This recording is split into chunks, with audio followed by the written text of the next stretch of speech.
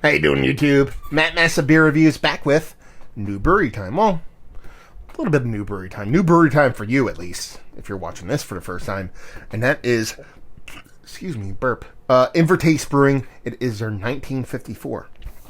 This is a 6.5% alcohol by volume New England style IPA. Invertase. They are new to the Lehigh Valley-ish area. In Jersey side in Phillipsburg. It's probably one of the closer kind of mallish kind of business district-y areas to where I live. It's about 25 minutes away from where I live, and these guys are right on the Delaware Water Gap, or not Delaware Water Gap, right in the Delaware River, essentially, right on the Free Bridge where it goes from Phillipsburg to Easton, and I've been around for a couple months now. I stopped there about a month and a half, 2 months ago, and had a quick beer, grabbed the growler, came back with all the purpose of doing a review, and I did, but my camera screwed up, so you guys don't get to see that. So we're doing round two here. I stopped by today, and yeah, we're going to dive into this sucker, see what she's got. So new brewery time. Like I said, I've had some of this stuff before. I've had this beer before. But we're just going to talk about it on camera, because that's what we do. So let's dive into this sucker, see what she's got. So you're talking about a New England style IPA. It is, what do they call it? 6.4 on the label, I believe it was. 6.4% hazy. Very kind of clean, crisp, kind of clinical kind of environment in the brewery. Very scientific base. I mean, Invertase kind of makes sense when you kind of realize, you know, the name of the brewery. But nice spot. You know, a couple wooden tables. And a little bit of games and stuff like that. But it's in an area where it's weird. I never thought a brewery would ever open. It's like, I used to live in Easton. And there's a brewery we will not name there that is hot garbage and the owner's a piece of shit. But then there's classic breweries like Weyerbacher's in there, and love me some Weyerbacher. There's a great brewery and food place in Easton, Two Rivers Brewing. There is a German style brewery over in the Silk Mill called Bosergeist. So there's a couple breweries in and around that area, but the Phillipsburg side of that, it's like PA and Easton and PA and Phillipsburg is separated, just by the Delaware River. It's never kind of got a brewery vibe out of there, so for a brewery to open down there, it's kind of cool. I dig it, because it's kind of close to where I have to go grocery shopping. Let's dive in. Yeah, soft taste to it, vibrant lightness to it. It doesn't have that kind of dark maltiness. A lot of new breweries, when they do these New England style IPAs, they lean heavily into what they know, which is typically just all grain. And when you're dealing with these New England style IPAs, if you go absolutely 100% all grain, you have to do it right. Otherwise, you just end up coming off a little bit malty, or you go the other direction and you start using burnt sugars and kind of keep that malt base down. This doesn't have that look of that heavy maltiness, so it looks like a bright, fluffy, creamy, citrus-forward kind of IPA. Not much of a head to speak of, but it's in a growler, and I poured it, kind of haphazardly. So let's give it a twirl, see what the nose has. I mean, that smells nice. It's got a nice citrus component to it. It comes off very much like a pineapple grapefruit. And I'll say this, pineapple grapefruit and almost like an oat combination that comes off a little bit custardy. That also is from the slightest. I'm not going to knock it for this, but the slightest bit of diacetyl in there. It adds this kind of confectionery, buttery kind of creme cake kind of thing, like almost like a desserty kind of vibe to it. It's not over the top. It's not like riddled with it, but it's subtle and it's just floating in there. Not enough to where I don't think anybody would give a shit about it. But it's citrus all the way. Not overly sweet. There's a little bit of soft bittering in there, but it's really trying to be a traditional style New England style IPA, and that it is, just kind of that fruit forward, but more in a kind of turnover, kind of tart, kind of cooked fruit kind of way, as opposed to a fresh fruit kind of way. That's the way it's coming off for me. Even though it's not overly sweet, it's kind of a non-sugar added kind of pop over kind of thing. So let's dive in. Cheers.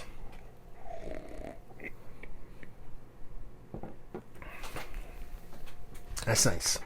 I mean, it has a nice bittering portion to it. I didn't really expect it to be that vibrant here.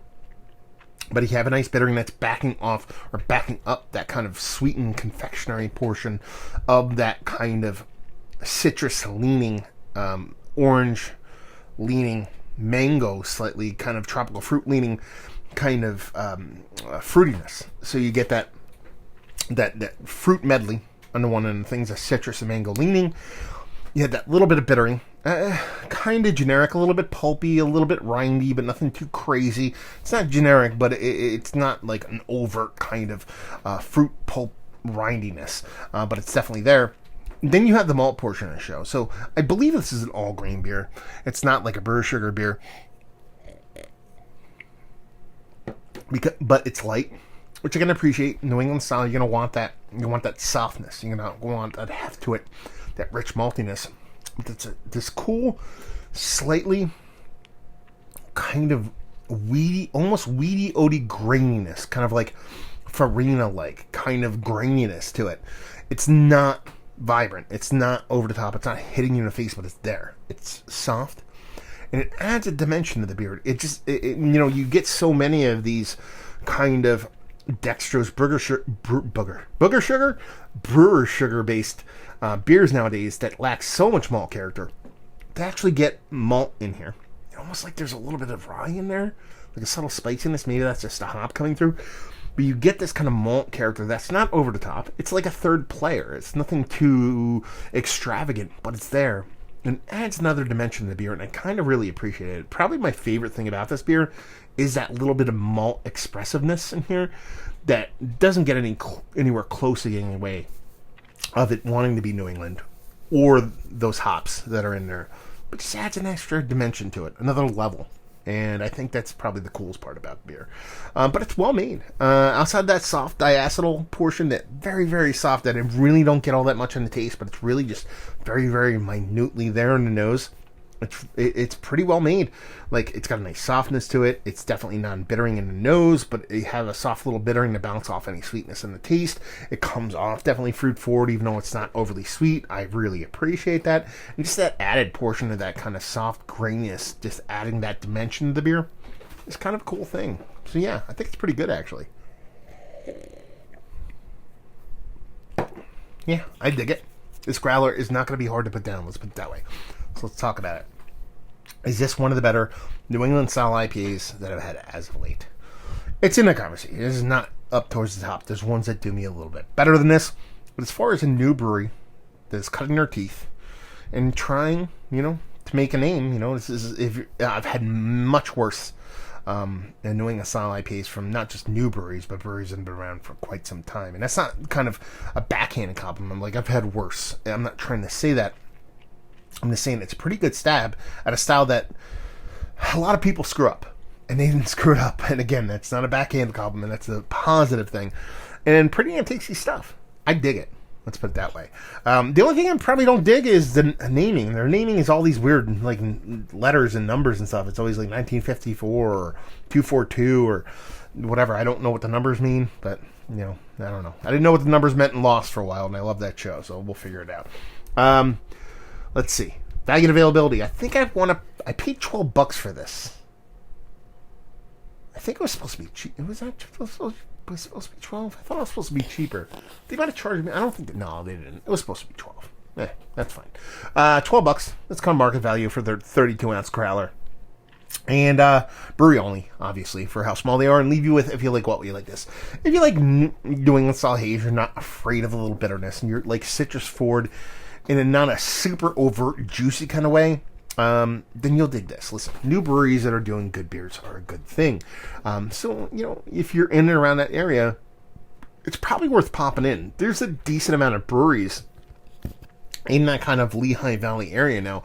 If you're to kind of draw a line from, let's start where these guys are. I mean, all those previous breweries that I mentioned, you start getting the Lost Taverns, a bomb place, one of my favorite places.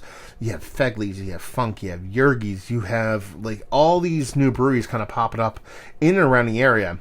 It's a nice little kind of day trip for people. So if you find yourself out in that area, the Lehigh Valley area, if you're close to Delaware, it's probably worth a pop in, especially you can hit a couple breweries real quick, try some new stuff. New breweries are a good thing, especially in Jersey, because the law sucks so much. So there you go. Another review in the books. Hopefully you guys enjoyed it. Down there if you want to talk about it. Massive Beers if you want to check me out doing the social media stuff. Beer Massive. Want to check me out doing the whole podcasting thing, and hopefully you guys enjoyed our review. Hopefully you're enjoying a little new brewery right now. Hopefully see you next time. Cheers.